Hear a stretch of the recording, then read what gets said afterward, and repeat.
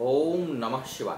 मैं हूं ज्योतिष पंडित दीपक दुबे और उपस्थित हूं आपके साथ जून के महीने का राशिफल लेकर। मकर वालों के लिए कैसा रहेगा यह महीना, करेंगे इसके ऊपर चर्चा। इस महीने यदि देखा जाए तो दो बड़े ग्रहों में कुछ परिवर्तन होने वाला है। बृहस्पति वक्री चल रहा था, मार्गी होगा और यह मार्गी होगा आपके भाग्य स्थान पर। इसके साथ साथ शनि जो है वह चल रहे थे अभी तक वक्री अवस्था में, आपके द्वादश भाव में थे। वक्री अवस्था में ही होते हुए यह 21 जून को वृश्चिक राशि में आ जाएंगे, यानी आपके एकादश भाव में आएंगे।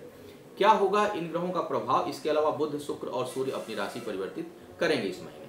क्या होगा इनका प्रभाव, करते हैं इसके ऊपर चर्चा एक एक करके। सबसे पहले देख लेते हैं बृहस्पति की स्थिति को। बृहस्पति आपके भाग्य स्थान पर अब मार्गी होने जा रहा है। तीसरे भाव पर इसकी दृष्टि पड़ेगी। आपकी कुंडली के लिए द्वादश और तीसरे भाव का स्वामी है। यह भाग्य स्थान पर आएगा और होगा यह मार्गी हो जाएगा। तो इसके परिणाम से यह फायदा मिलेगा कि जो आपके करीबी लोग हैं उनका बहुत सहयोग मिलेगा आपको। मित्रों का सहयोग मिलेगा, साथियों का सहयोग मिलेगा, भाई बहनों का बहुत सहयोग मिलेगा, उनके साथ अच्छा समय बिताने का सहयोग मिलेगा। पराक्रम, जो आपका जो कार्य करने की जो शक्ति है, क्योंकि थर्ड हाउस पराक्रम को भी दर्शाता है, तो जो आपके जो काम करने की जो क्षमता है, जो काम है, जो ऊर्जा है आपकी, वह सही दिशा में लगेगी। कहीं उसमें भटकाव नहीं होगा, कहीं कोई निरर्थक कार्य नहीं करेंगे।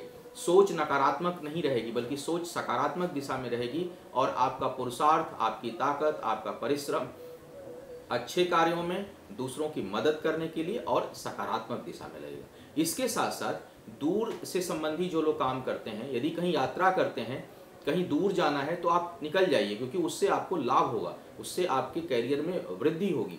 तो सुदूर के कार्य में आपको वृद्धि होगी। यात्रा यदि कोई करते हैं तो उसमें भी आपको लाभ होगा और उस वह आपके लिए शुभ फलदायी होगी। तो कुल मिला के बृहस्पति का जो परिवर्तन है वह आपके लिए शुभतादायी है।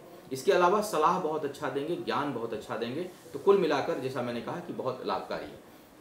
शनि का द्वादश में रहना आपके लिए लग्न भंग योग बना रहा था। जो परिश्रम आप कर रहे थे उसका यथोचित परिणाम आपको नहीं मिल रहा था। यह एकादश में आएगा, हालांकि वक्री है, लेकिन एकादश भाव में जितना ही पाप ग्रह हो उतनी इनकम बढ़ती है। तो आय के लिए बहुत अच्छा होने जा रहा है। आपकी इनकम निश्चय ही बढ़ेगी। और शनि जैसा पवित्र ग्रह, शनि जैसा पाप ग्रह इसको लोग कहते तो हैं, लेकिन मैं शनि को, देव को पवित्र ग्रह कहता हूँ, क्योंकि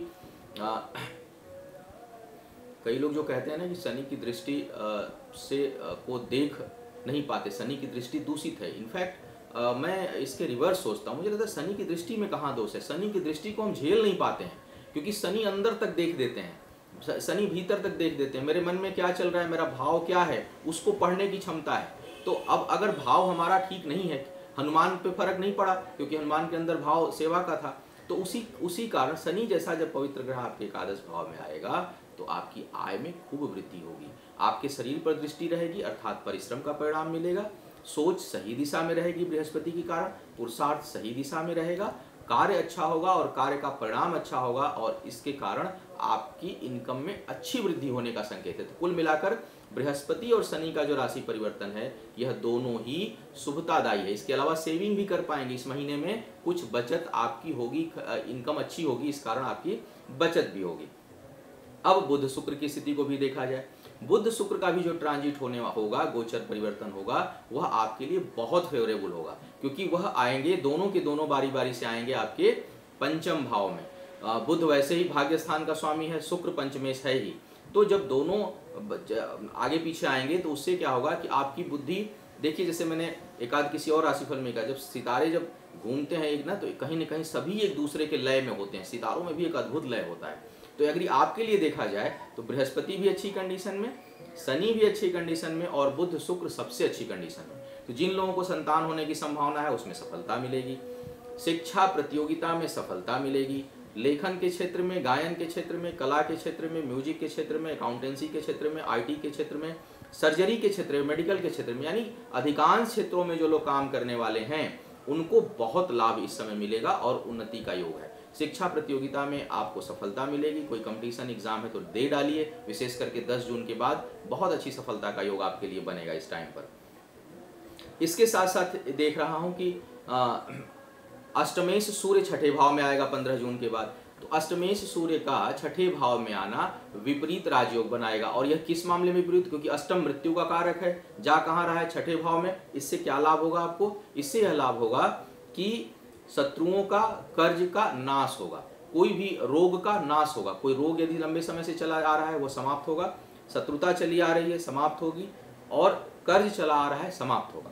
तो कुल मिलाकर यदि मैं देखूं तो यह महीना बहुत उत्थान परक आपके लिए होने वाला है, बहुत लाभकारी है। एक चीज केवल नकारात्मक दिखाई दे रही है और वह है मंगल का नीच राशि में आना आपके सप्तम भाव पर। वैवाहिक जीवन में कुछ कठिनाई हो सकता है, कुछ परेशानी आपको वहां उत्पन्न हो सकती है आपके लिए। इस कारण अपने दाम्पत्य जीवन को लेकर थोड़ा आप सतर्क रहिए, वहां पर कुछ कठिनाई का योग है। बाकी हर मामले में बहुत अच्छा महीना है और इस अच्छे महीने का आपको खूब लाभ उठाना है। अब बताऊं सतर्क कब कब रहना है। महीने के पहले सप्ताह में स्वास्थ्य को लेकर कहीं घटना दुर्घटना का योग बन रहा है तो सावधानी बरतिएगा यात्रा के दौरान। महीने के मध्य में अचानक 2-3 दिनों के लिए हानि का योग बनेगा, सतर्क रहना है, वाणी को खराब नहीं करना है। क्रोध में आकर कुछ अपना नुकसान करा बैठेंगे तो अपने क्रोध पर नियंत्रण रखिएगा। और महीने के अंतिम भाग में जीवन साथी के साथ कुछ विवाद या दाम्पत्य सुख में भारी तनाव होने का योग बन रहा है, तो यहाँ पर आपको सतर्क रहना है। यह था इस महीने का राशिफल, अच्छा और बुरा दोनों। उम्मीद है आप अपने आने वाले समय को बेहतर बना सकेंगे। आपका आने वाला समय शुभ हो, आयु आरोग्य और ऐश्वर्य की वृद्धि हो। इन्हीं शुभकामनाओं के साथ आपसे विदा लूंगा। पुनः मुलाकात होगी किसी नए विषय पर, तब तक के लिए मुझे आज्ञा दें। ओम नमः शिवाय।